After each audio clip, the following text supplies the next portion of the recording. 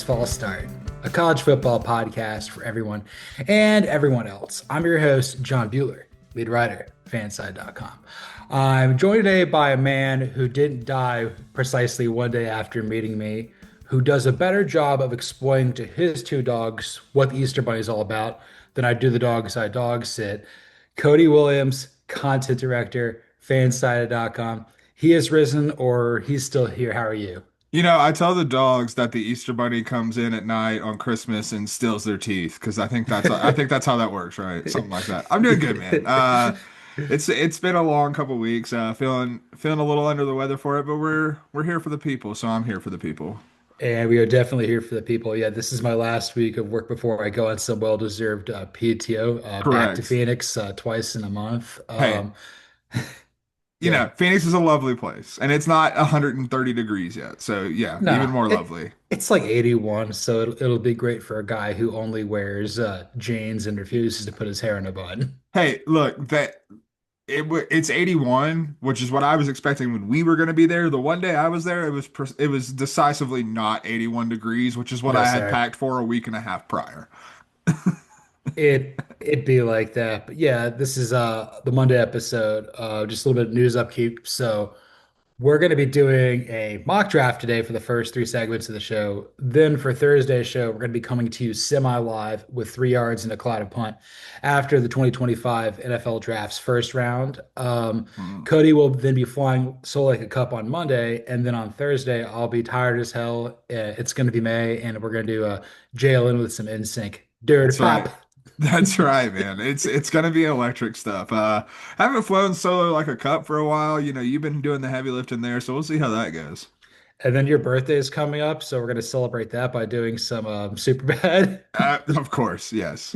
There's only one way to celebrate my birthday, and it's that. Because we talked about that beforehand. Like your birthday kind of lines up with like the last few weeks of the school year. Oh, always did. And like, I mean, it kind of like I would, if you can have a kid in May, do it because like a May birthday really sets you up nice because like you get to spend the first part of your new year basically breaking in the summer. It's always good vibes. It's why I'm just such a good vibes guy, Bueller. I mean, I'm a September birthday, and I'm told like, oh, we got to go to work. The school year's starting. That's It's right. still hot. People still want to. You think you can go to a pool, but you can't. You And can't. man, the Virgo energy coursing through my veins is not good for me or anybody or anything else like that. It's good for the starters, man. It's always good for the starters. Shout out to Alan and everybody else who subscribed to the show over the weekend. Really appreciate it. We're now at 42. We're coming up on 50. And Dude, shouts Jackie Robinson, 42. Jackie Robinson Day was last week. We're doing our part. I've drove this in ditch, but I gotta say this. One of our friends saw that I think the Dodgers went to the White House and they gave up the president number 47. And my friend goes, "Oh no, Jackie." And I'm like, "Oh, you don't realize he's 42, not 47." 47 doesn't roll off the tongue quite as nicely. Maybe one day we all will wear 42. That's right. And we obviously fall started. The show is not going to be about Pee Wee Reese. It's going to be about Shedeur Sanders and the NFL draft. So what we're going to do today is we're going to have three slices of pumpkin pie. The first one is going to be the first 11 picks. Second one's going to be the next 11 picks, and the final one's going to be the last 10. So Spinal Tap, and TIN 10. Love Uh, it. we're we're gonna snake draft this thing, and so Cody's got the first pick. I'll have two, three. He'll have four, five, etc. So yeah, we're moving over here. There's a Uh, non-zero chance we screw that up pretty quickly at some point where we're like, is it your pick or is it my? Well, we'll figure it out though. We're not I worried. mean, I mean anything way better than our fantasy draft at work. It only took like 2 weeks, man. Come on, what are we talking about? And then once we got it going, the second half of my draft was on autopilot while I was having dinner. It's tough, man. It's real tough for everyone. It's tough. So we are now having our first slice of pumpkin pie. I'm just throwing this out there so you can figure out where to clip it up. I've already done this. We're about 30 seconds into the segment anyway. So Yeah, no, same here. We're ready to rock, and I'm not gonna leave a lot of drama at the top. I'm picking one and then coming around on number four. Number one, Tennessee Titans, selecting Cam Ward. I think it's just I am still have Cam Ward slightly ahead of Shedeur Sanders. At the same time, I do think he is a very risky number one pick. But if you're the Titans, it's a risk you have to take. Because what is your other option? Will Levis, we've seen that. It doesn't work. So, like, you kind of have to take the guy you think is the best. And it seems very clear that they think Cam Ward's the best quarterback in the draft. Yes, I'm not a big Cam Ward fan. I think that there's serious bust potential, but there's also a chance where he could be the prototype of Joe Burrow, Tony Romo, Joe Montana, Deshaun Watson before he ruined his life. Just, Mhm. but that level of a quarterback would go number one in most years, even if like Mhm. Romo went undrafted, Burrow went Yeah. one. Like that's worthy of investing. I'm good with that for the Titans, mostly because we couldn't do this. That's why you took one, but also so you could pick the Cowboys, not could pick the Falcons. That's why we did this way. That definitely was the main consideration here. 100%. So Cam Ward, number one for Miami, going to the Titans. So I'm on the clock at number two. Also, I was noticing this. Every team has a pick, and nobody is like traded up or down or anything like that. So like it's just where it should be. It's crazy. Oh yeah, so I think Adam Schefter tweeted about this yesterday, if I'm not mistaken, and he was saying basically that this is the first time in like 40 years or something like that that every team has had their own first round pick, and like the latest that it's happened because the most recent time that they got this close was 1993, and the Joe Montana trade happened 5 days before the draft and messed everything, like messed up the first round to where every team did not have their pick anymore. Way to go, Niners. I I think I'm know. picking for them at some point. But right now, I'm picking for the Cleveland Browns at number two. Against my better judgment, I'm going to take Colorado cornerback wide receiver Travis Hunter. There That we seems the go. direction they're going to be going. Yeah. My deciding factor with him going to the Browns is that, look, he can help them do a lot of different things. I know he probably wants to take his football and go home if he can't play both ways. Cleveland may afford him the opportunity to do that. I think that the Browns aren't going to be as bad as what people think this year. I think he comes in there and has a potential chance to be defensive rookie of the year and not offensive rookie of the year. So I think this is a good fit. I think that like Andrew Berry drafts well. Kevin Stefanski's a good coach. Mhm. Miles Garrett's all on board. Joe Flacco. This team, the vibes aren't that bad in Cleveland. So I'd send Travis Hunter there. I think you can win 8 games with Joe Flacco. I think that's entirely possible. 100%. And so I got to turn around here as I'm typing this in. The Giants, they're drafting the not necessarily the Lawrence Taylor you have at home, but like a guy who worshipped Lawrence Taylor without being alive when he played. That would be Penn State linebacker, front seven monster, Abdul Carter. Yes, sir. The fact that he's from Stick City and it's a place, and LeVar Arrington briefly played for the Giants, he's like, yeah, please just go there. Yeah, no, 100%. I think, you could argue that the Browns should have taken Abdul Carter, but it does seem like they're honed in on Travis Hunter, which is a gift for the Giants because Abdul Carter is, in my opinion, the best player in the draft. So, Same. yeah, good pick by you. Love both of those. That puts me on the clock with the Patriots, and I've waffled throughout the draft process with this one, but I'm gonna go with Will Campbell. It seems like that's who they're kind of like settling back in on. Like back in November, that's kind of who you would have settled on for the Patriots. Then all the, draft talk about his arm length and whatnot started coming in. But you just look at Mike Vrabel. Will Campbell's a Mike Vrabel guy. So we're going with Will Campbell to, keep Drake May alive, which is kind of, what we're trying to do here. Keep Drake May alive. That puts the Jaguars on the clock.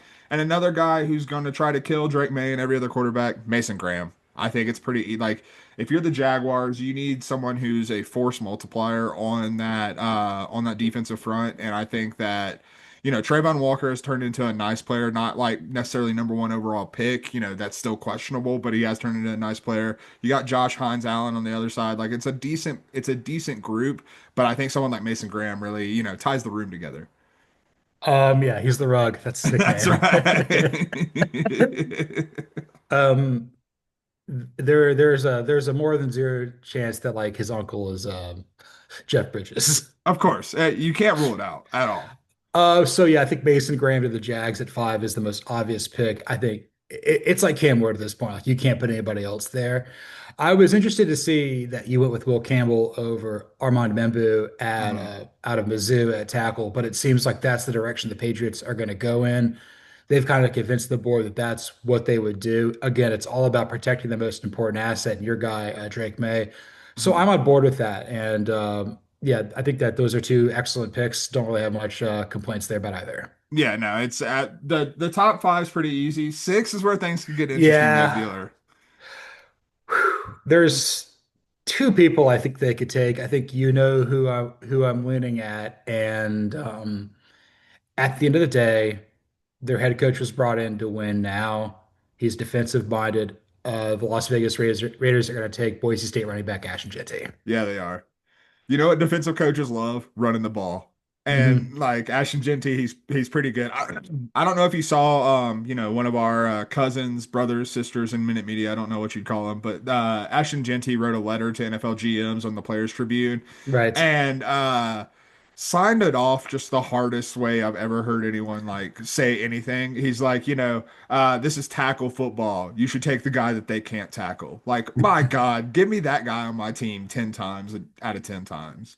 100%. So I'm stalling a little bit because I'm trying to figure out what exactly I want to do at The Yets, the the Jets, Jets. Yets. They've yet to do much of anything. Um, I'm looking at this, and I don't think Shedeur Sanders is going to make it. I mean, he's going to go past them here. And right now, I think about it from this perspective. I think they're going to be pretty solid defensively under Aaron Glenn. It all comes down to what Darren Mucci wants to do. Hopefully, I'm saying that right. If not, I don't really care. This is a college football I no, I podcast. think that's right. I think it is Mucci. Like it's Mucci, yeah, death to it's death to Mucci. yeah, of Well, course. so it's going to That's be a deep death. cut. And I don't know if Edward Norton Jr. is a Jets fan or cares, but he was the Hulk and he was great at this point. I think the most important thing right now is to make sure you give yourself the best chance possible to see if Justin Fields can succeed. So this is where I'm going to take Missouri offensive tackle Armand Membu. I like that. I like that. Who were you deciding between Mimbu and who else? Um, I was looking potentially at this. Maybe I considered Shedeur Sanders. I also considered Ted McMillan. I Uh-huh. also considered Kelvin Banks Jr. I kind of felt that Ooh, offensive line was kind of where I was going there, but I really had no feel for the Jets, and nobody does. And that's why the Jets. it's true. Yeah, you can. It's if the moment you have a feel for the Jets, the moment they're going to throw you a curveball. So that makes sense. But I like the Mimbu pick. That kind of seems where they're heading. And that puts me back on the clock at 8 with the Carolina Panthers. I'm gonna have to do it to you, man. I'm gonna have to I take know. your guy, Jalen Walker. That seems to just be kind of where the Panthers are leaning at this point. And I brought it up in a mock draft probably 2, 3 months ago, but you know, Carolina has historically has done a really good job with kind of these tweener players. You look at someone like Jeremy Chin, who was kind of like a safety linebacker hybrid. They made him into a really good football player and like he's continued to be that even with Dan Quinn, wherever he's been. And also you look back even further at Shaq Thompson, someone who was kind of in a similar mold to Jalen Walker, a little bit less of an edge rushing prowess, but I think it's someone who they'll feel comfortable drafting. And obviously, if you being a fan of a division rival, you're not thrilled about that, I'm sure. Well, he's look. This is game theory. If you don't take him, Atlanta's gonna stop his fall, and Yeah, he's gonna beat you up with that. Dan Morgan's the GM. He's a former defensive front seven player all over the place out of Miami and with the Panthers. Where is Salisbury, North Carolina, in the state? it's near Charlotte, like around roundabout there. That's kind of what I was thinking. Hometown guy. I think Carolina has the ability to be a little bit more exploratory with Hmm. defensive players than the Falcons. Were like, you need to fit this piece because we don't know what we're doing. So Correct. this is the pick I would have made if I was the Panthers on the clock. But like first, I think first true defensive player. No, never mind. No, No, we we got had Graham and Carter. Carter. Graham and No, Carter, yeah. it's early, man. But yeah, Yeah. this is a good pick. And now I'm curious to see where you're going to go with the Saints at 9. I think I've got to do it, man. I think this is Shedeur Sanders. I think we're going Shedeur Sanders here at number 9. And I probably would have felt this way without the Derek Carr injury, but the fact that it seems like Derek Carr could miss the entire season, that kind of, throws all like any other plans if you're the Saints that you had aside. Like you have to take a quarterback. Like we saw what Spencer Rattler was. He's not an NFL quarterback. He's just not. And like I'm not on board with the people who are like, well, you've got to give him time. Brother, he's had time. He started for 2.5 years at Oklahoma. He started for 2 years at South Carolina. Like he's had time. If it's not happening, it's not happening. This is I was considering this too. again, I don't think you and I are both of the belief like I don't think it's going to fall that far. I think there's a crashing sense of urgency. If the Saints would have taken Jackson Dart, I'd be like, I think you missed there with over Yeah. Shedeur. Yeah, you're taking the son of the Falcons legend with the Saints, but like I get it. He also played in the region at Jackson State. I think going to a southern climate, playing in a dome, With Kellen Moore too, which I think is important. Like I think and Kellen Moore will be very good for him. Doug Nussmeier, I think Dion's like, yeah, this is a good spot. Plus, I think that like, well, we compare Shedeur Sanders to Geno Smith because I don't compare anybody to Drew Brees because that's stupid because Yeah. he's one of one and he will push anything. That's right. 100%. Shouts to BetMGM. I wonder if he stays at the EBDB, EBNB. We're coming. Got 4 episodes left of the league, so we're coming down that high. EBDBBB. So yeah, I like these two picks from a drafting standpoint. Certainly makes my team in a much harder spot, but I'm that's sorry. I'm sorry. that's how it goes. So we got two more picks left for this segment. I've got the Bears and the 49ers. The Chicago Bears. This is tough. Let me try to think about this for a second. Do I consider taking Marion Hampton here? Ooh, But the answer is no. It's Kelvin Banks Jr. there we go. I like that. I like that a Yeah. lot. I just figured that like if Ryan Poles wants to keep his job, he needs to make sure that Caleb Williams can achieve all that he can with that head case brain of his, and having a guy that's going to keep him upright is going to help that dream become a reality. No, I like that. They improved the interior, but the tackles are still fine, not great. Kelvin Banks Jr. gives you a lot of flexibility to be able to kind of get the best five out there. 100%. And then for the 49ers, I'm going to take another Michigan man. I'm going to take Michigan cornerback, Will Johnson. I figure Ooh. that guy just kind of feels like a player who somehow John Lynch miraculously fell into. Don't overthink the room here, man. Plus, he's a former defensive back there too. I think he's got a better eye for that position than really anywhere else. Mhm. I think that that's just a great pick, and you're going to be sitting back here like, man, how did Will Johnson fall to the 49ers at 11?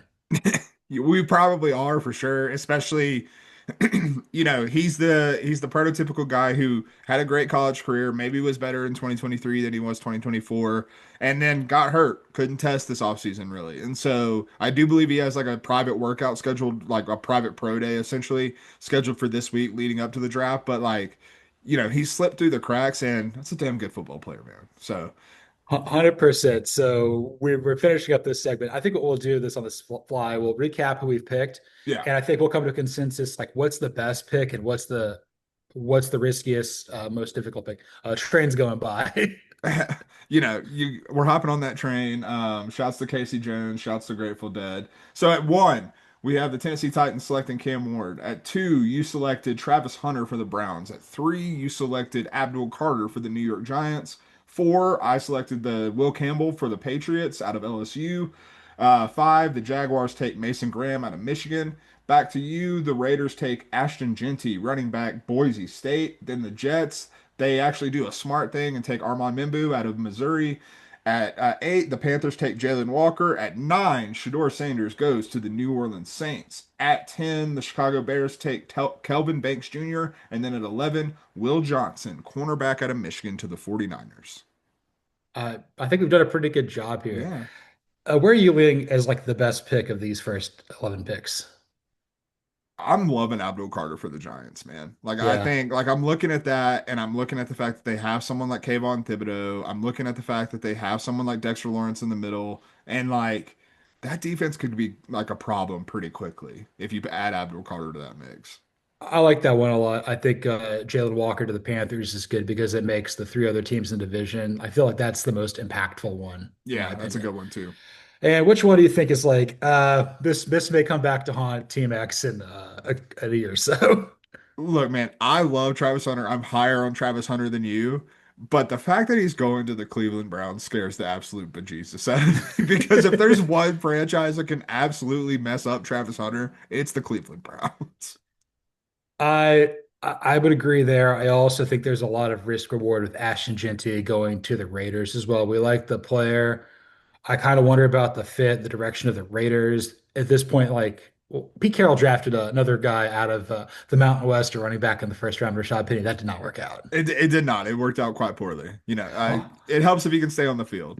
100%. So we've had a slice of pumpkin pie. Let's have another slice of That's pumpkin right. pie. You're on the clock at number 12 with your Dallas Cowboys. What are we doing here? Brother, we are running the card in with Tedero McMillan's name in. We are running the card up there. So one of the things that is kind of like you and I both love Ted McMillan. We think he's the best wide receiver in the class. We're not really like unsure of that. We watched him at Arizona for a couple years. Like we know what this guy is capable of. One of the big draft questions about him is can he be a number one at the next level? Well, when you don't need to be a number one, playing opposite of CeeDee Lamb. You can be the best number two in the league. You can be T. Higgins to CeeDee Lamb. And that's exactly what this Cowboys offense needs. Because if it's not Tedero McMillan or anyone that they draft, it's going to end up being Jalen Tolbert, probably, which is not a world I really want to live in. No, no, I figured that's good. You basically like you tell Jerry Jones not to screw this up, and he will, but he won't. But I'm okay with this. This is basically like this is what you've wanted, so it's happening. Yeah. Now I'm curious to see where you want to go with the Miami Dolphins here at 13. I'm going to throw us our first curveball here. And I'm going to go with Josh Simmons, tackle out of Ohio State. Oh, I do not think the Dolphins will do this because they refuse to address the offensive line with premium draft capital for whatever unknown to God reason, despite the fact that their offensive line is terrible. But they need to. And one thing that I've seen reported about the Dolphins is that Chris Greer, Mike McDaniel, everyone in that building is basically like fighting for their job this year. Like they're all on the hot seat. And maybe that's the time you wisen up and be like, okay, maybe we should protect Tua. Maybe we should protect anyone running behind this offensive line. Like maybe we should, nut up and do this. And so I think Josh Simmons, obviously he, missed half the season because of an injury, but in terms of talent when he is healthy, he's probably the third best tackle. It's the injury concerns, but I think that the Dolphins would be wise to take him in this spot. and look, historically, the Dolphins are one of the worst teams at drafting and developing offensive linemen. This is like Falcons with pass rushers. What's the Cowboys one? The Cowboys never do well with it. Oh, we just don't draft safeties. We just don't do it. No, and like it's like Bears quarterbacks, it's like Buccaneers kickers. Commanders are usually bad in the offensive line. Yeah. Ravens have no idea what they're doing at receiver. Every team has one position they don't know what they're doing, It's true. and so yeah, Simmons is a little bit of a reach, but I think you justify it well. Ted McMillan makes perfect sense. I'm on the clock at 14 here. I know exactly what I'm I doing think I here. know where you're going with this one. We're gonna go Georgia safety Malachi Starks here. Yeah, that's what I thought. Uh, I figured that like they need a playmaker here, and particularly with the Dolphins passing on them, the Colts got to act very quickly because he's going to be coming off the board somewhere in the 13 to 24 range. I don't think he's going to fall any further past than the Vikings at 24 as a potential Harrison Smith replacement. I kind of feel that like whenever the Colts have a really good safety back there, the Bob Sanders of the world, they're a fun team to watch. They Oh need some yeah. juice. Starks has the potential to be that in the back end for the Colts. That's a fantastic pick for them. No, I love that. And like I said, I saw that coming from a mile away, but it doesn't mean it's not a good pick. All right, and we're gonna have to phone a friend here for my team at 15, the Atlanta Falcons. That's Oh my right. God, this sucks. I hate this. So I'm contemplating between three different players. Okay, who you got?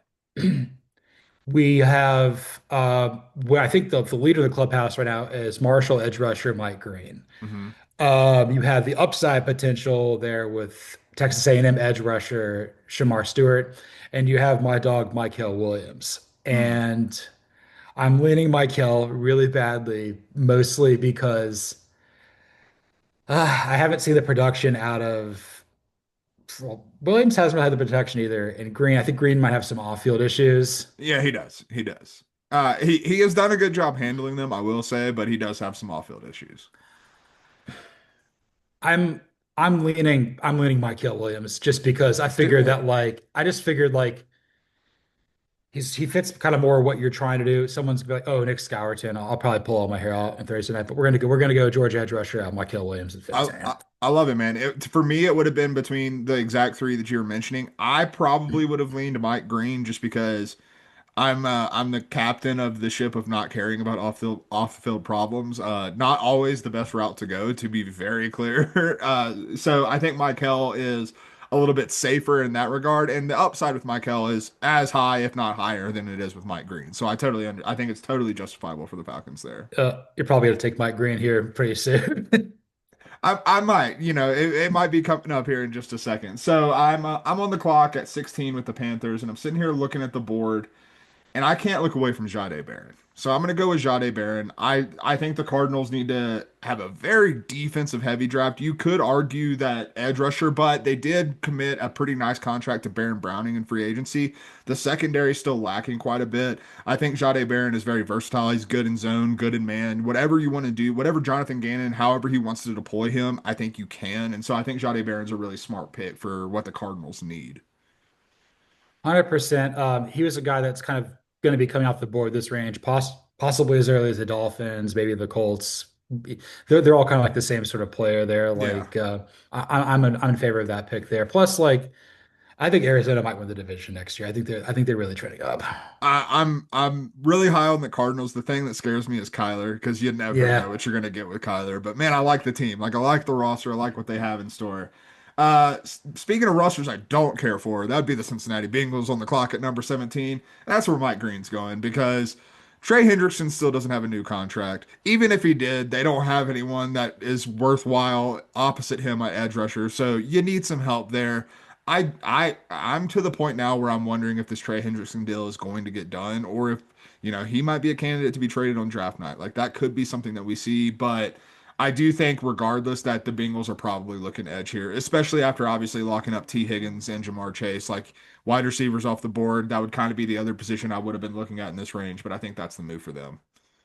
Yeah, that makes sense. I didn't think Green's going to make it to like the Seahawks at 18 for me to be picking again. I'm good with that.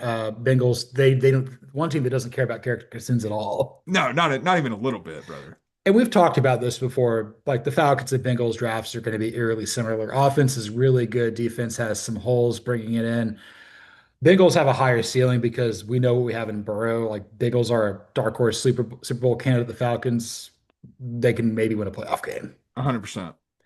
So at 18, I'm on 18 now, and I like it. I'm going to consult this with you. We're going to pick one of two Michigan players Okay, because okay. because because you've got Mike McDonald's on the staff. Do we go Kenneth Grant to help out the defense, or do you think we go Colston Loveland to Thailand to help out Sam Darnold? I'm leaning no, or Well, maybe oh no let, no let me Tyler tell Tyler I Tyler was about Ward's to still on the say board. Tyler Warren's still available if we want to go Colston Loveland. And my thought, like, I hate mocking for the Seahawks. They're the hardest team in the world to Yeah, mock because they've always gone to the beat of their own drum. But in trying to predict a team going beat of their own drum, drafting Tyler Warren would be that. Like no one's projecting that, no one's seeing that, but it would make a lot of sense. Like you think about what Sam Darnold in Minnesota last year, what made him successful. Well, it helped, before TJ Hawkinson came back, someone like Josh Oliver stepped up, and then TJ Hawkinson came back, and I think having that safety valve really helps. Seattle really doesn't have that right now. yeah. I was looking at some stuff. I'm like, yeah, Tyler Warren's been the hardest guy to pick. Basically, like ever since the Derek Carr injury, like the Saints kind of got removed from the equation, and he got knocked down a peg. You know what? Tyler Warren is going to be going to the Seahawks at Hell 18. yeah. He's gonna love Seattle. What kind of grunge band is he more of a guy of? What's Oh, his he's a what Pearl Jam guy. Just one look, that's a 100%? Pearl Jam guy for sure. Um, favorite there's favorite Pearl Jam song by him. He's a big even flow guy. And the Seahawks can't find a better man at 18 than Tyler That's Warren. right. Also, did you know that like Eddie Vedder's like 5'6"? Of He's course, nuts. yeah. Yeah, short kings, baby. Short Kings out there. And then I'm on the clock with the Buccaneers at 19. This could be very interesting as well. I feel this is probably one of the easiest ones to forecast here. I'm going to go Alabama linebacker Jihad Campbell, Yeah. Todd Bowles. They got to figure out some sort of Levante David insurance. I prefer them to trade back a little bit further, but Yeah. like this is about as early as I think that they could come off the board. Atlanta taking Giada Campbell at 15 is too high, but I think this makes sense here. No, he just seems like a Buccaneer. Like in my mind, I've already like I've got the Buccaneers jersey in my mind, and it looks nice. It looks good on Jihad Campbell. So that puts me on the clock with the Broncos at number 20. Uh, I don't think this is a homer pick. I'm gonna go with Marion Hampton. I I think think that's a that's good idea. yeah. Yeah. I like you look at this backfield. You've got Audric Estime, who I think is a nice complementary piece, but I'm not sure he's a lead running back. You lost Javonte Williams in free agency. Like I think that this backfield could use, or Bo Nix specifically, could use a strong running game. Omarion Hampton is a very damn good football player, having watched him for the past 3 years. Going to miss him in Chapel Hill, that's for sure, and definitely not going to enjoy the fact that he's going to be helping out Bo Nix's career. No. That's not my favorite thing in the world. Brings us to the Steelers. And I think I'm going to do it. I think I'm going to do it, Bueller. We're going with Jackson Dart, Ole Miss quarterback for the Pittsburgh Steelers. I like this a lot. I'm going to be honest with you. Like I've come around on Jackson Dart the more I've dug into him, the more I've watched a little bit more film on him. I think, there's a rightful label on Ole Miss quarterbacks coming out of Lane Kiffin's system. Lane Kiffin trusted Jackson Dart more than he has any other quarterback that he's ever Yeah. coached. He put a lot more on his plate than he has with any of these other guys. And moreover, you watch the throws that Jackson Dart makes, and they're not constructs of the offense. The throws, like you can't hide the fact that he's dropping a ball behind a defender. You can't hide the fact that he has throws to all levels of the field. Do I think he's ready to start week one? Absolutely not. Like he's going to need to be like to get into a pro style offense and pick up the nuances, the language of that. But if the Steelers bring in Aaron Rodgers and Jackson Dart, that's a hell of an offseason and a hell of a way to set up your future. And even if you don't bring in Aaron Rodgers and you still have like Mason Rudolph, you'll be Yeah, able to win about 9 games and bridge to where you need to go. Kind of like Tommy Maddox ended up in Roethlisberger. yeah, definitely. Uh, like both of your picks, the Broncos need to get something to help Bo Nix out and try to like eat away at the market share that the Chiefs have had on the division because the Raiders can't be worse, and we know that the Chargers are trying to improve as well. As far as the Steelers, you owe it to yourself to get another quarterback to see if you can, get a new regime going here in the wake of the failed Kenny Pickett era and everything like that. So, like, it was also like this was as far as Shedeur Sanders could have possibly Yeah. fallen. If Shedeur So was here, he would have been the pick over Jackson Dart for sure. and I'm 100% in favor of all of this. Now we're going to go down to I'm picking next. I'm on the Chargers at 21. I'm doing it again. Let's do the two Michigan guys, do Colston Loveland and Kenneth Grant. Honestly, they got to see if Justin Herbert can play. This Yeah. is Jim Harbaugh's coach.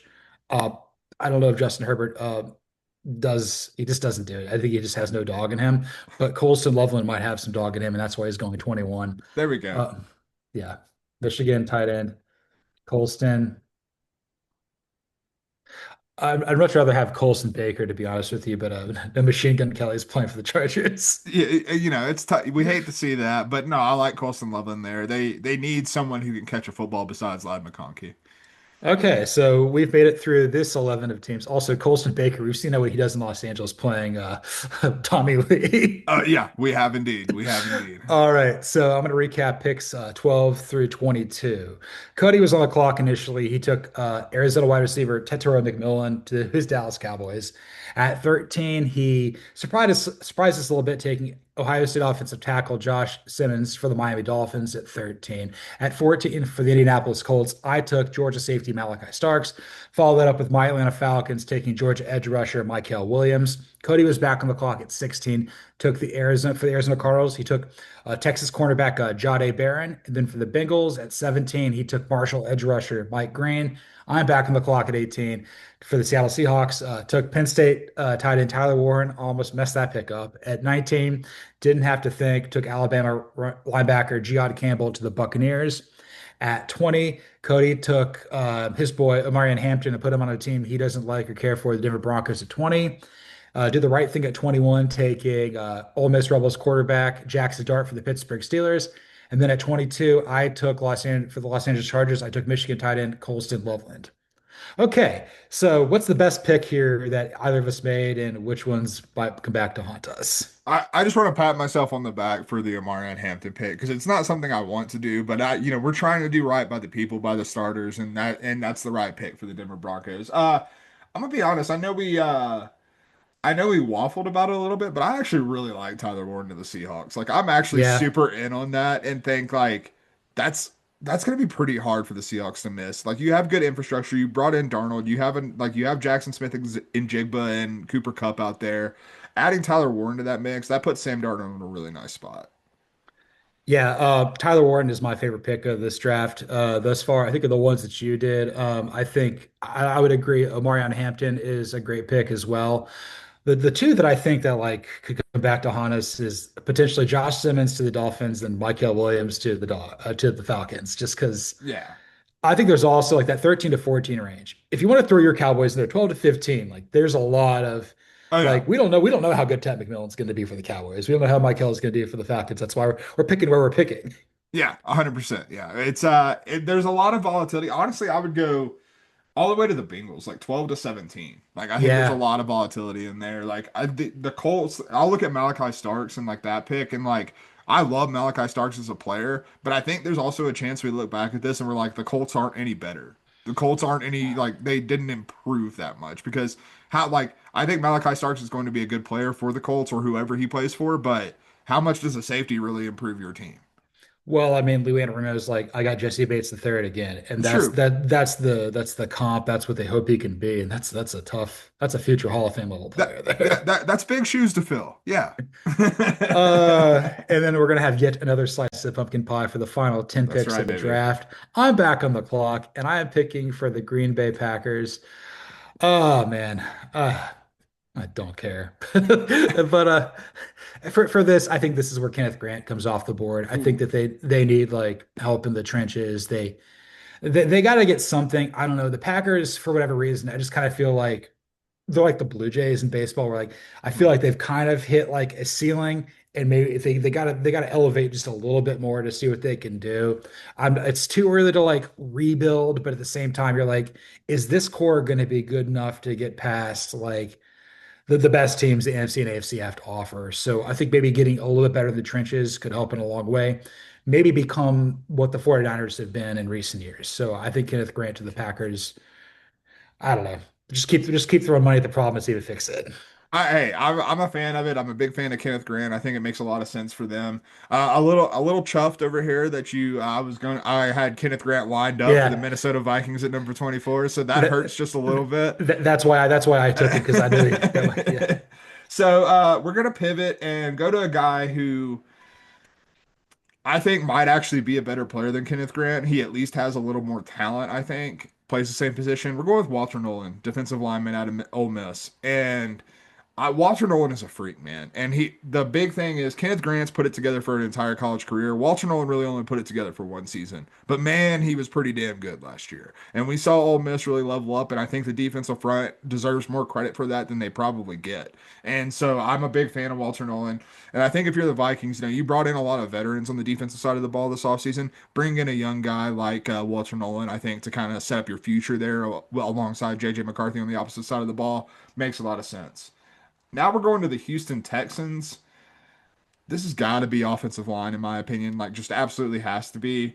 I'm gonna go interior, and I'm gonna go Gray Zabel out of North Dakota State. Dude's a monster at the senior. Like, I was aware of him going into the Senior Bowl. I was not aware how damn good he was until I watched some of the stuff from the Senior Bowl. There wasn't a dude at the Senior Bowl who could do anything against Gray Zabel when he lined up at guard. It was unbelievable to watch this kid play, and like he moves like a tackle but has the punch of a guard. Love to see that, and I think he's someone that the Texans could absolutely use, given the turnover that they've self-inflicted on the offensive line. You did to me too. That's who I was gonna take. That's who I was gonna take for the I'm Rams up sorry. here. But like we've seen a lot of guys come out of North Dakota State ready to play. The last 10 picks is just all over the place. I'm just like, we have no idea what we're doing at Oh this yeah, point. we're throwing S at the wall and hoping it sticks, man. But I will say with these first three picks we made for 23, 24, 25, we're going with the line meat and the belief that like where they've played and what they've got coming up, like could help these teams get over the top potentially. I think there's reasons to be Yeah. bullish on the Packers, to some extent the Vikings, and obviously the Houston Texans. Mhm. So I think that that's good. Now I'm picking here with the LA Rams at 26. I'm going to keep the line meat factory going here. I'm going to go with Oregon offensive tackle Josh Connerly Jr. Like that. I like that. Josh Connerly Jr. was kind of like what is like a late potential like late first round pick, maybe early second round pick. This is about as early as I think he could conceivably come off the board, but I think that that makes sense for him. Oh no, it makes sense for him. It also makes sense for the Rams. Like they need to find some stability there. And Connerly played really well in the Big Ten, which the Big Ten has a hell of a lot of good pass rushers. So that means something to me. 100%. And I'm gonna go with this for I'm on the pick for the Ravens. I'm gonna go Boston College edge rusher Donovan Izukauju. You knew what you were doing there too. You knew you were sniping me with the Lions Well, it's either pick. it's either that or James Pierce Jr. And I It's true. no. It's true. How do I spell Izukauju? That is Ezeiruaku. That's a lot of vowels. That's a Uh, lot of vowels. fingers don't move that fast. I'll put this down there for my results, but yes. That, that's Uh, that's Donovan Ez. That's Ez. there we go. Rua Izukauju. I think that's how you say it. There we go. Okay, you're at the Lions now at 28. Who you got for that?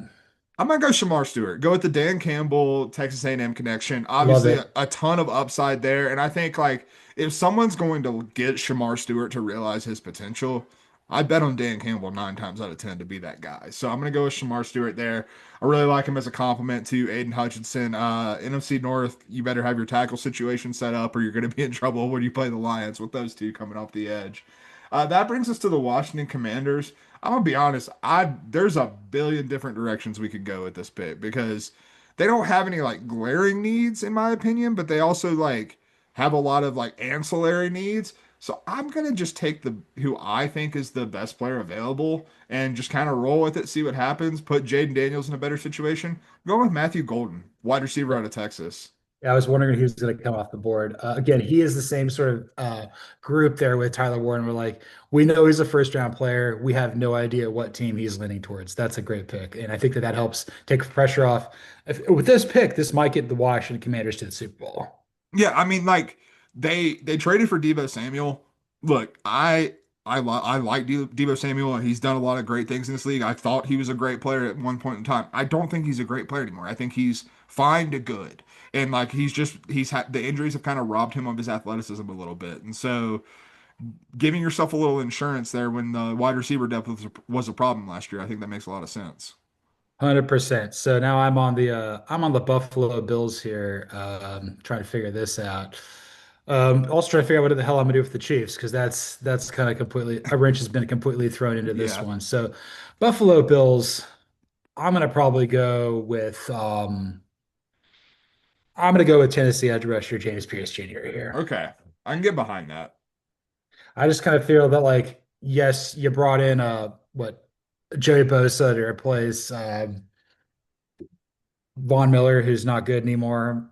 Yeah, I mean, Joey Bosa's played like 7 games each of the last 3 years. Like, I'm also of the belief that like you're just looking for some guy that could potentially come in as a gadget rotational player on either side of the ball, whether that be receiver or an edge rusher, who could come in there, like make a play or two. Plus, you're planning on playing with the lead a little bit more in Buffalo anyway, as a serious yeah. Super Bowl contender.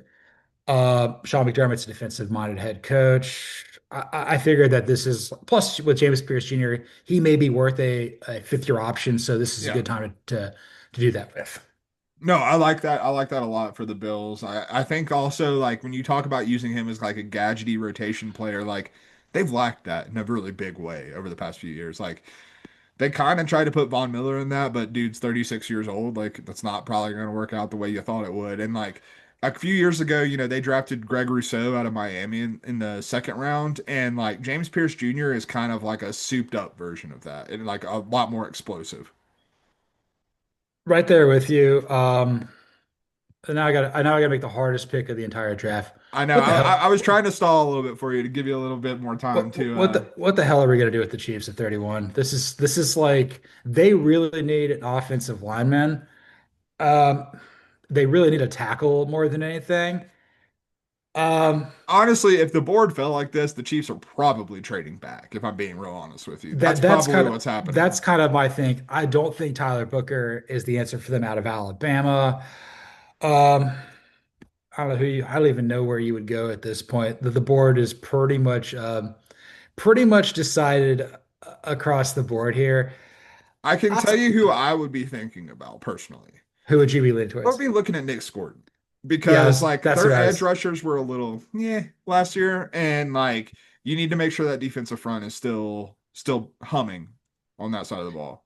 And that I'm glad that you said that because that was actually what I was looking. I was leaning Nick Scourton too. You're looking at like Jadeveon Clowney 2.0. I figured with Steve Spagnuolo, this works playing alongside George Karlaftis and stuff. Yeah, we're gonna go Nick Scourton here for the Chiefs at 31. Now you can pick the Eagles, and you actually have to pick a pick you want that's good for them, and you hate it.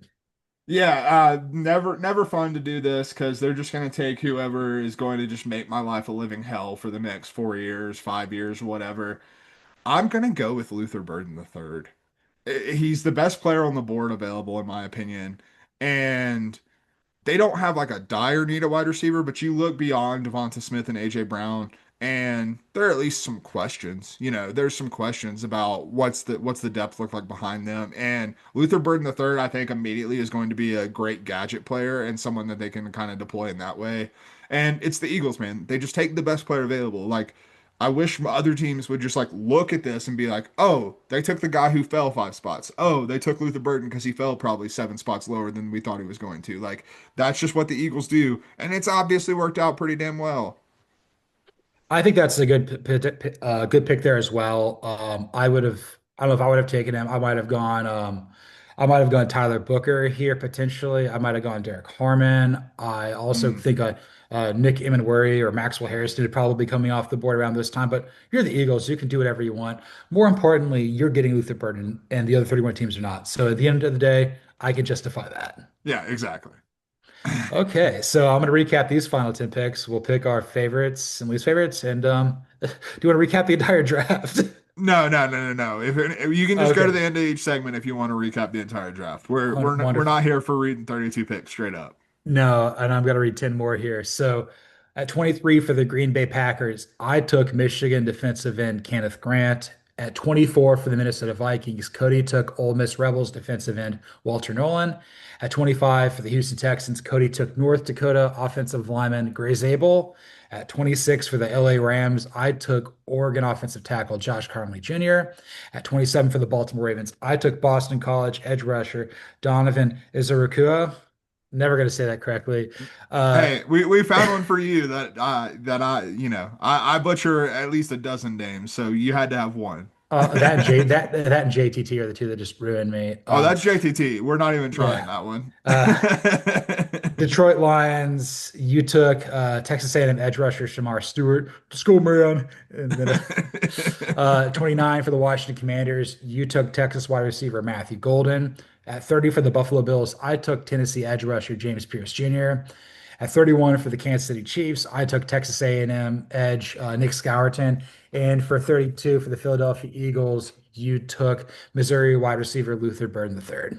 Love it, man. I'm gonna toot my own horn. My favorite pick here is Shamar Stewart to the Lions. I think that's the exact type of player the Lions need. Like Mhm. that's just and like you said, uh, I think like I said, Dan Campbell, Shamar Stewart. I just think that's the right mix to get the best out of Shamar Stewart, which is the risk in drafting him.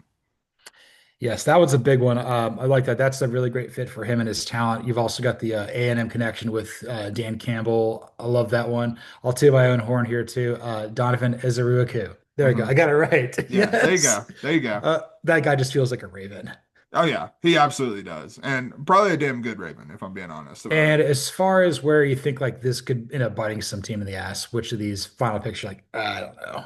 I'm gonna go to one of my picks, the Vikings taking Walter Nolan. There's a risk there because Walter Nolan hasn't put together like a full college career of production of living up to his number one overall recruit potential. And the Vikings have 4 picks in this draft, man. So if you miss in your first round pick, that's gonna set you back a little bit. And I will go with one of my picks. I think Josh Carnley Jr. to the Rams at 26 is a little bit of a reach. I kind of reacted to you taking Gray Zable before. It's a natural human tendency to do that. Oh yeah, And we've we've seen seen the NFL Rams. teams do it. Like hell. Yeah. Yeah, that's great. I guess I'll finish this. What's your favorite pick of the entire draft we did? Favorite pick of the entire draft. Removing Ted McMillan from the Cowboys in the consideration because I absolutely love that. I'm gonna go with man, I'm still on the Tyler Warren to the Seahawks. I love that. Like we might have stumbled onto something. If Tyler Warren gets to the Seahawks, I'm all aboard it. Like that's a beautiful fit. I love that. That's mine too. That one's so good. Um, I also really like, I gotta be honest, Will Johnson to the 49ers just feels like Mm, a steal. it's a good one. It's a good one. Like that was a dude who And was a top five pick in early mock drafts. 100%. And what's the worst pick in the draft? I mean, you mentioned the Jihad Campbell. That definitely has like bite them potential. I also think Colston Loveland to the Chargers has some bite them in the ass potential. Like you have guys like Luther Burden, you have Matthew Golden, you have Emeka Egbuka on the board. Like you probably need a wide receiver more than you do a tight end, but man, it feels like a very Jim Harbaugh thing to take a tight end that he's familiar with. Yes, I didn't mention this one beforehand. There could be a chance where Armand Bembu is just like it's Mekhi Becton. It just doesn't work with the Jets. Yeah, I mean it's the Jets. Anything that can't work out won't. So Would you play at Murphy Stadium? No, we play at MetLife Stadium. that's right. Oh man, we did that. We made some hella good time there. Hey, yeah, That that was, took way less time than I thought it was going to. And I uh, thought we did a pretty good job. I know. And after having get another slice of pumpkin pie, let's talk portal to me. Let's do it, baby. All right, so a few things that have happened to the transfer portal. Nico Iamaleava did pick his team. He is going to the UCLA Bruins for 40% of what he was making allegedly at Tennessee. His potential replacement in Knoxville, Steve Angeli, left Notre Dame right after we finished recording on Thursday, put us in a really foul mood. That was tough, man. We spent like 5 minutes talking about Angeli and CJ Carr only for it to clearly be CJ Carr's room now. So love to see that. You've also mentioned that Davis Stone of Oklahoma withdrew and he's going back. Yeah, That's good. That's good for the another win Steelers. for Oklahoma. Oklahoma's kind of stacking some wins right now in the spring portal, so you like to see that. Georgia's had a bunch of guys coming and going. We got a guy from Army and we got a guy from Illinois and Branson Robinson who played like one down because he's just more brittle than Katie Dillingham. Dude's paper mache, man. It's crazy. Gonna slap him with a paper machete. And then Zach Pyron, poor dude, leaves Atlanta for Minneapolis. He's like, I'm going to Mobile. I'm going to Mobile. Shouts to the Jags. We love to see that. I know I mentioned it, but Gio Lopez to North Carolina is Right. official. In my mind, I'm super excited about that. Like, he reminds me a little bit in terms of North Carolina mold. He's got that Marquise Williams in him a little bit, where he's probably like a C plus passer right now, but man, he's got A minus athleticism. And I like for a North Carolina team that I'm not really like sold on this roster, that's going to be like a leveling point that could probably get you to a bowl game if you're Bill Belichick. 100%. He's got Speaking of South Alabama as well. yeah. I don't know if he has a five-star heart, but whatever. He's ready for this. That's right, 100%. Let's see. Jaden Rashada is still in the portal. Yeah, 100%. And I truly don't know where he's gonna go. Like where do like he's gonna end up at a G5 school, I'm assuming. Like is Yeah, that who Tulane ends up going with? Because that could make it look like Tulane's kind of had their fingers and their hands in the cookie jar with a lot of these portal quarterbacks. potentially. I've also heard rumors about Western Kentucky as well, but you're Mm. right. You're right there as well. The guy's just been everywhere, man. It's tough, man. Because I going back and like thinking about watching him for a few games in Arizona State. I don't think he's a bad player. Like I truly don't. I just think he's not what he was billed to be coming out of high school. But like I don't think he's a bad player at all. No, no, no. Look at us. Tanner Koziel, who spent 2 months in the Wisconsin. He went to Houston. I love that. Oh yeah, love that. And goes more to the theory that he spent 3 months in Madison, Wisconsin in the winter and was like, hell no, brother, give me somewhere warm. Uh, so I don't think it was the offense. I think it was just the temperature. Yeah, 100%. Which don't blame him. Absolutely not. No, don't blame him at all. So just kind of going through here, whatever they've got down on uh 247 Sports. Josh McCray is the running back that came over from Illinois, and then we got an edge rusher, Elo Madozi from Army. So people want to get out of West Point. They're gonna go to party schools because you got Idu leaving Yeah. to Tempe and then go to Athens. Look, man, the army life ain't for everyone, Cadet, what once a cadet, not always a cadet. Maybe they brought him in here to tell people on the Georgia team stop driving cars. That's right. They Either start that or he's gonna driving tell them how to drive them faster. It's one of the two. or a tank. That's right. Could you Watch the Athens PD stop us now. could you imagine a tank going up the hill on Clayton Street from Pulaski to Thomas? Like it's going by the Georgia Theater and because you've been a couple of times. Yeah, that would be incredible. My God. And they make a left turn. Hold on, we gotta go to Little Italy and get some pizza because we're hammered. That's right. But yeah, definitely a lot more movement in the spring transfer portal than I could have imagined. Really, the big thing with me is I guess we got to spend a little more time on Angeli before we move Yeah. on. That one completely caught me off guard. Yeah, I mean, it seems I saw someone kind of lay it out pretty plainly in terms of what Angeli's been through, but in 2023 there was Angeli was supposed to be in a competition. Obviously didn't win that competition. 2024, Marcus Freeman looks at the situation and says, "You know what? We're going to bring in Riley Leonard rather than give Steve Angeli the job." And now you go into 2025 and everyone's just assuming that Angeli, like, I think it might just be a thing where Angeli does not necessarily mesh with this coaching staff. And that's that's not something we're obviously going to be privy to. We can only look at the information we have, but it does seem like something's up because Angeli stuck with this program, seemed like he was going to be given opportunities and never got those opportunities. So, and like he's not transferring if like they told him after spring, like, hey, you're going to be the starter. Like this is very clearly like they told him, hey, CJ Carr's our guy, and it's probably better for you to go find somewhere else. But somewhere else is going to get a good quarterback. Like we've watched Steve Angeli play in a couple, big moments, and I've liked what I've saw. I've liked what I've seen, man. Like I think he's a fine quarterback. What if he goes to Tulane? I That'd be dope. now we're talking G5 champs, baby. John Summerall and Steve Angeli. Let's go. Yeah, I'm looking at this like who's still like uncommitted. I'm looking at this like the top 50 players on 24/7 Sports. Jaden Rashada, who's been in the portal since the early part of January, is number six of uncommitted players, and Steve Angeli is 10. And they're both what like three-star like transfer portal recruits. Like it's not like Bo Atkinson from your North Carolina Tar Heels coming off the edge. Like he's a four-star still trying to figure out where he's going to go. So like Hopefully maybe back to this, North Carolina. That's what I'm hoping. yeah. But Hi, Jenny the cat. say hi, Jenny. She's been locked out of the bedroom, and I'm not gonna leave the podcast to go open that door. And so she's just been meowing outside the door. So she finally came in here, so I'm occupying her. I respect that too. Lucy the Greyhound is just sleeping over there in the bed.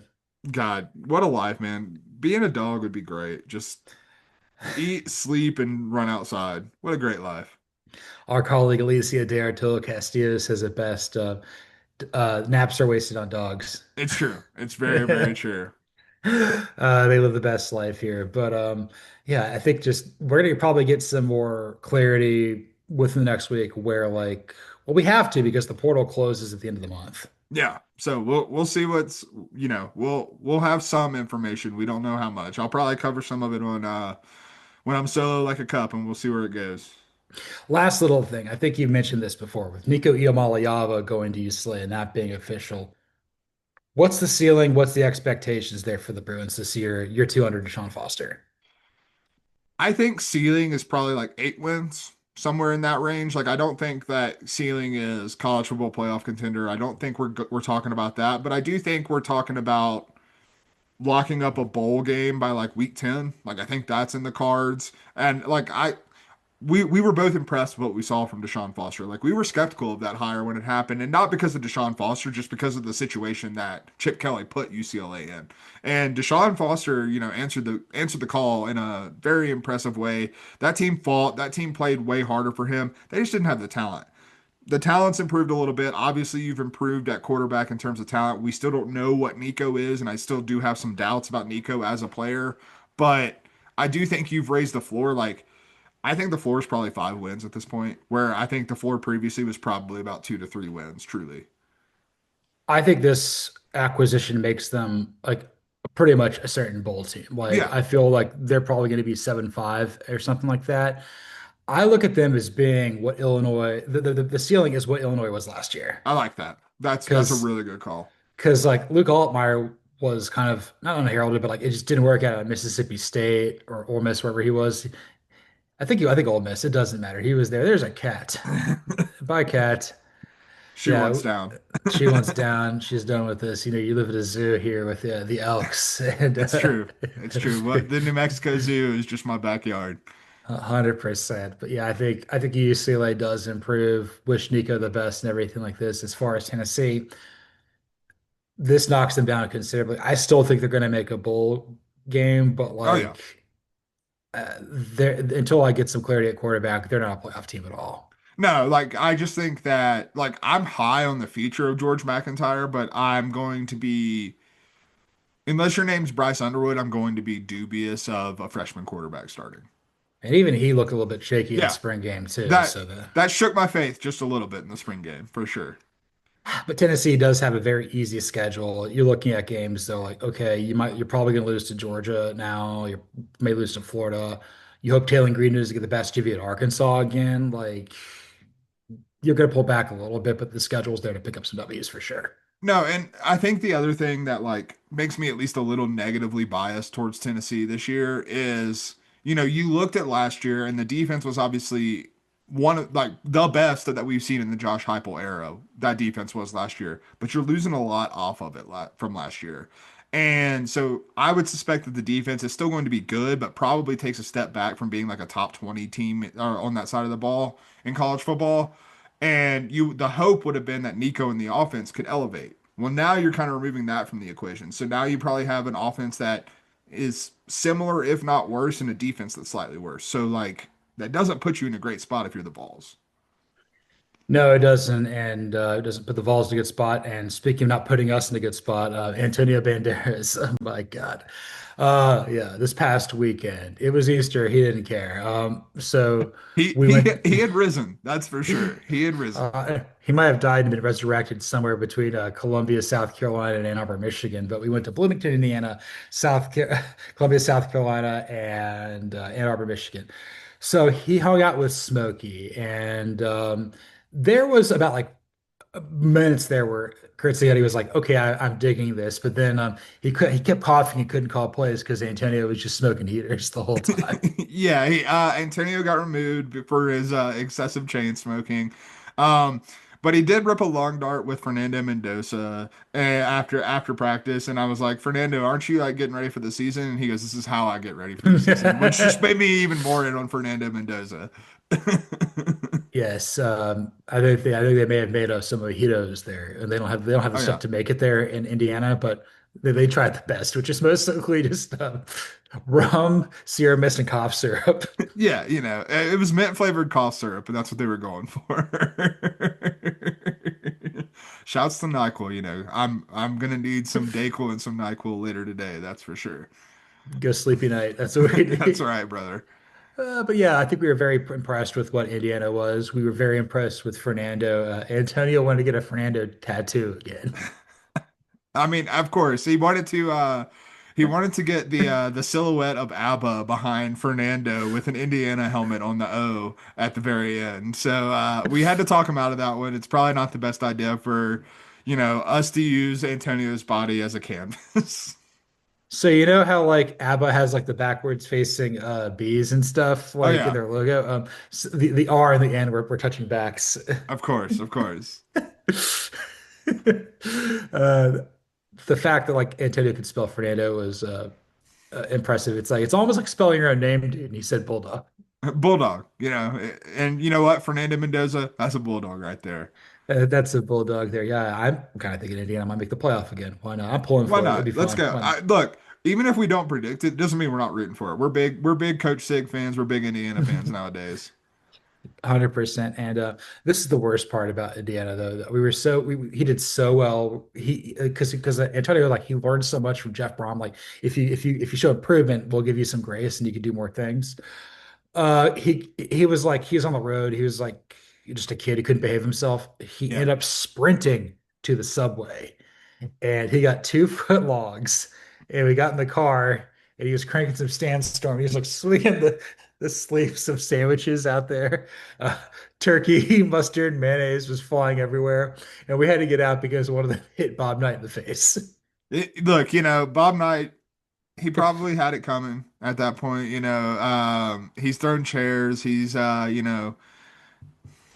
Knight. What can you say? And if he has to take a little cold cut combo to the face, it happens. We didn't take a cold cut combo to the face to Shane Beamer. You saw the fight more. You had a better angle of that. What went down? How did that go with Shane Beamer and Antonio? Yeah, so Shane Beamer was really locked in on South Carolina, and I don't know if you saw, but there was a record spring game crowd at in Columbia. I believe it was like 35,000 people that showed up to the spring game, which shouts to the Gamecocks fan. That's absolutely dope. We love to see that. We love to see y'all excited about a team that we're also excited about. But Shane Beamer was a little bit stressed by that. Shane Beamer. I think he handles stress on the sidelines well, but he doesn't handle any stress outside of football very well in those No. moments. And Antonio very much was that. So I like Shane. I can tell you this: Shane Beamer was pounding more Gatorades because the presence of Antonio was making that man sweat more profusely than I've ever seen. Sweating through his shirt like Sean Miller. Yeah, worse than Sean Miller. I think he went through three. Like he had on the dry fit polos, it didn't matter. Like he was just sweating straight through them, and they were just a wet rag by the end of like a quarter. I know, dude. It was insane. That place was hot as ass, and Antonio was sweating too, believe it or not. But he wasn't sweating sweat. He was sweating Campbell's soup. Of course, yes. Dude, I was sitting there and like he's sitting there like he was relatively sober for this whole thing because he knew he had to fight somebody. Mhm. So he was just drinking like tomato soup out of the Campbell's soup can. And I'm like, why? He's like, Campbell's crash test dummy. Mm. And so he goes up to the North Cellars. He got him his crash test dummy's helmet and with the goggles on it and made him run. And somehow, in a brief moment of sobriety, Antonio channeled his inner Gus Malzahn and said, "Let's go, boys. Let's get him. Let's go." Let's break it down. Um, and then he confiscated the water cooler, and it was just chicken noodle soup. Just Which is not what you want on a hot day in Colombia. Not at all no. what you want on a hot day in Colombia. I also did Antonio talk to you about the goggles because he somehow got a hold of some prescription goggles. Like I don't know how he got a prescription for them because his vision's perfectly fine. Yeah. But got a prescription for them, and he was under the impression that if you put glasses on top of 2020 vision eyes, that it would just improve your vision. So we're talking, like 2010 vision, 25 vision. Like thinks he's going to be an Air Force pilot like Paul Dano out here, except he can see colors. And I tried to tell Antonio that it didn't work, and of course, naturally, he said, "Bulldog." And that was the crazy part. Like he was walking around stumbling like he was drunk, and he was, Coca-Cola or Campbell Soup sober out Campbell there. soup's And over, baby. so he tried to like, Gatorade bath. He picked it up with the chicken noodle soup, and he was gonna pour it on Lenore's Cellars, and he's tripped and fell, and it went all over a Shade Beamer like the the mayo bucket. Looking like Kevin from The Office, just spilling the soup everywhere, man. And that stuff started to boil on the Williams Bryce Stadium field, so we had to get out of Dodge, and we had At to go least to at least it Michigan. wasn't the factory field up in Eastern Michigan. That black turf in Columbia will not suffice. No, sir. So we did go to we went somehow we decided like we're going from like Indiana to South Carolina to Michigan because we got to give Antonio some time to air out and pump himself back To up. air out. Yes, correct. Correct. So I again Antonio impacted Bryce Underwood's play. This is like the fourth quarterback he's impacted. I think the other problem was he brought a game of operation and he had Sherrod Moore to start playing it, and Sherrod Moore kept getting shocked when he was calling plays. Yeah, and like truly, I think that can be, boiled down to what was wrong with Bryce Underwood, what was wrong with the Michigan quarterback room. I mean, you go back even 2 years when JJ McCarthy led them to a national championship. I don't know if you recall, but he sucked in the spring game that year as well. So Sharon Moore was the offensive coordinator then. Maybe there's a connection. I don't know. Antonio might have been lurking around them parts at that point as well. So we'll see. I know, but he was a Michigan man up there. He had his M hat on, looking like Jim Harbaugh or Bo Schembechler, and think the worst part is people saw him with that hat on there and they just thought he was the coach because they think Shedeur is dead. And then people started asking Antonio like, "Hey, can you lift this branch that fell on the road out of out of the way?" Sure, neighbor. Yeah, and like Antonio doesn't know what Michigan is. Like that's the thing that you got to understand about Antonio is he doesn't know like any of these schools. Like he's not us. He's not been around the game of college football. He's not been around universities. And like logos sometimes will confuse him, particularly when they're just a letter. And so he wore the M hat, and I was like, Antonio, do you know what that M stands for? And he said, Yeah, of course, Muy Bueno. It's a Muy Bueno city. And I was like, Well, yes, factually correct. Ann Arbor, beautiful city, Muy Bueno, but it also stands for Michigan. And he said Bulldog. Dude, because you had to explain to Remus and Huron what the Easter Bunny was. I had to explain to Antonio what a Wolverine is, and I think it's a fictitious beast. It's not a real animal. It's a bulldog. Let's be clear. It's a It's the bulldog. bulldog of rodents. It's a hybrid of a bulldog and a badger, and it's like a mule. It didn't ask to be here, but it's here.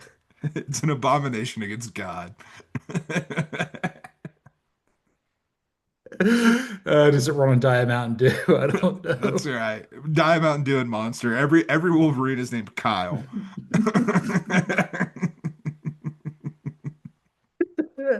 Shaka bra. And we got two more coming up this week, and we're going to SMU in Dallas, mostly for Yeri Owens, and then Oregon. So Rhett Lashley, Antonio's. That's also why I went to Indiana so he could get some shrimp cocktail. And he's going to Of bring some course. shrimp cocktail to Rhett Lashley. It's going to be. It's been in our car, so like, it's not It's not healthy. edible at all. Like first like if Rhett Lashley after this weekend falls ill of any kind, just blame Antonio. That's whose fault it was. Absolutely. And besides, given the shrimp cocktail, besides trying to find Yeri Owens, the other thing is Antonio has been also watching a lot of reruns of Jeopardy on DVD. Hmm. He thinks Kevin Jennings and Ken Jennings are the same person.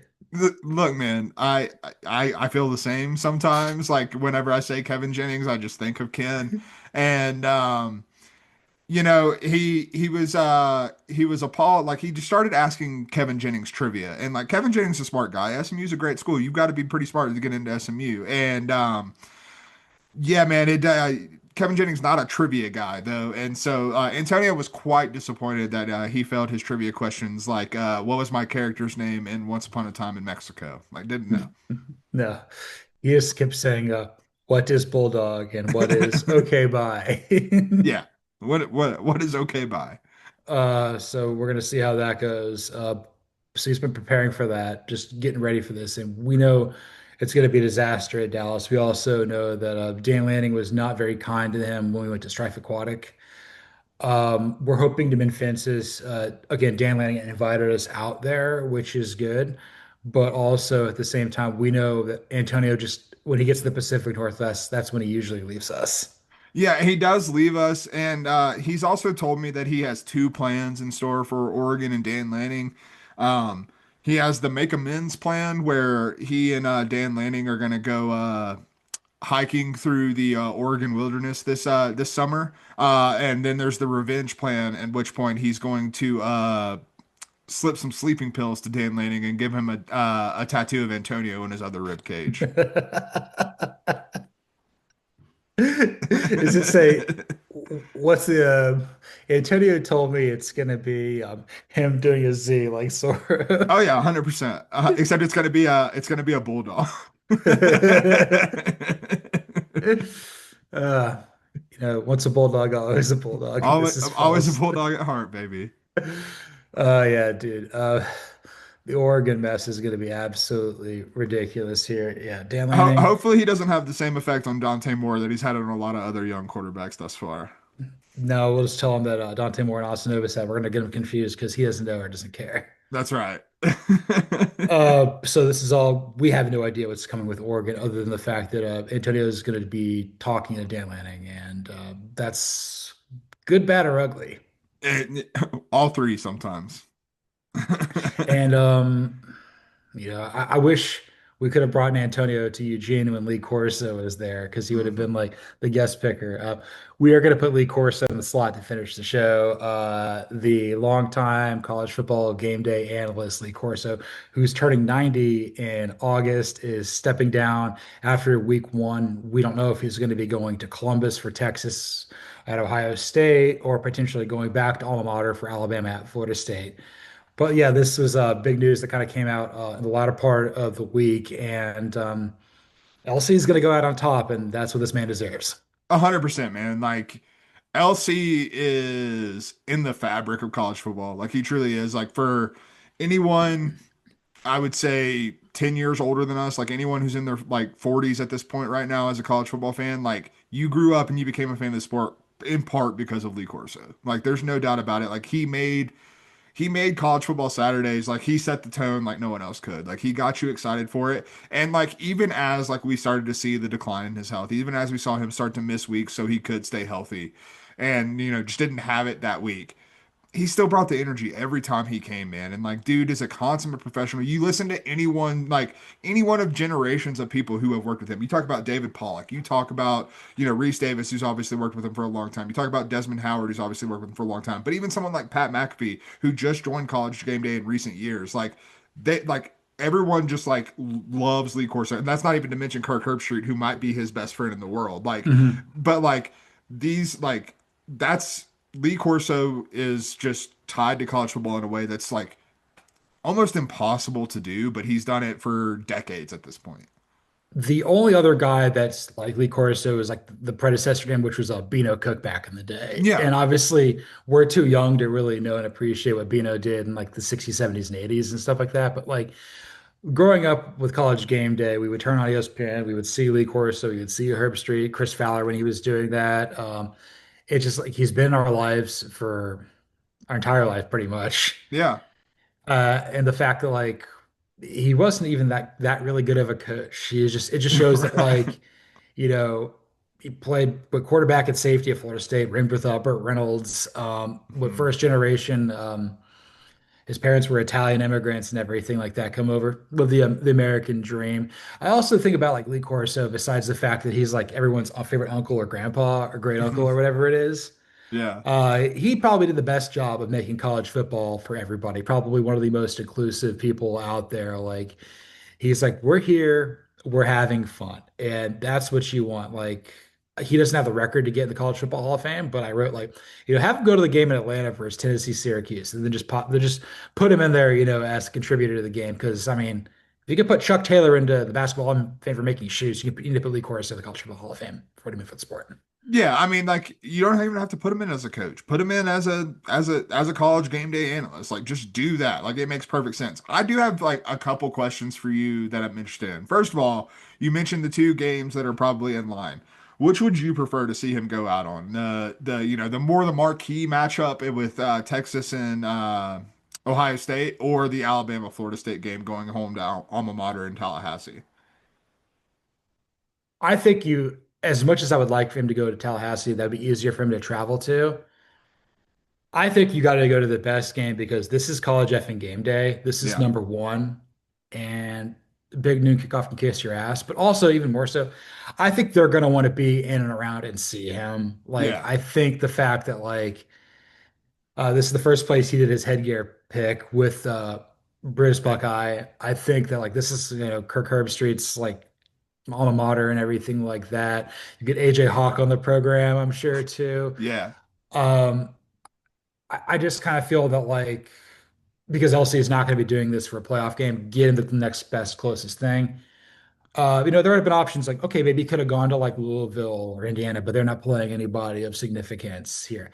I just kind of feel like this is like the man needs to have his day, like the one last time up there, and you can't have any doubt here. And this is the most A plus games. It's the most A plus analyst. This is what he deserves.